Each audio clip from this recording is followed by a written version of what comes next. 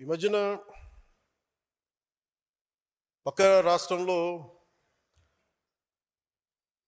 అక్కడ ఒక పార్టీ పెట్టి విజయం సాధించి ముఖ్యమంత్రి అవ్వగానే మన ఆంధ్రప్రదేశ్లో చాలామంది మీరు కూడా అలా చేసి ఉండాల్సిందని చెప్పి నాకు తెగ మెసేజ్లు పంపిస్తూ ఉన్నారు. ఊళ్ళో పెళ్ళికి ఏదో హడావుడి ఉంటారు కదా,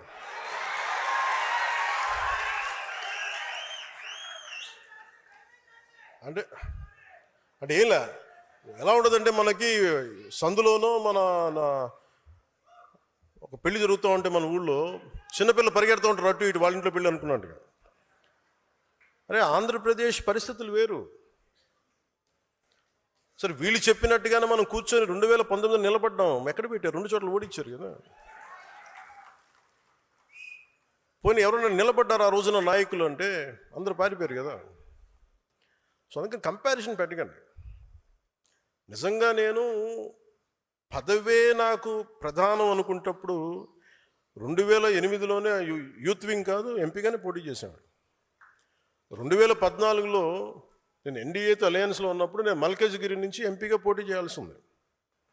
బట్ నేనేమనుకున్నానంటే, ఎందుకు చెప్తున్నాను ఇదంటే, నేను ఒక పార్టీని నడపాలి, ఇది సమాజంలో మార్పు పట్టుకు రావాలంటే నాకు తెలియాలి కదా కష్టం. ఒక కమ్యూనిస్ట్ నాయకులను చూస్తే కింద క్షేత్రస్థాయిలోకి వెళ్ళారు, నలిగారు, దెబ్బలు తిన్నారు. ఒక కాంచీరామ్ దెబ్బలు తిన్నాడు, నలిగారు.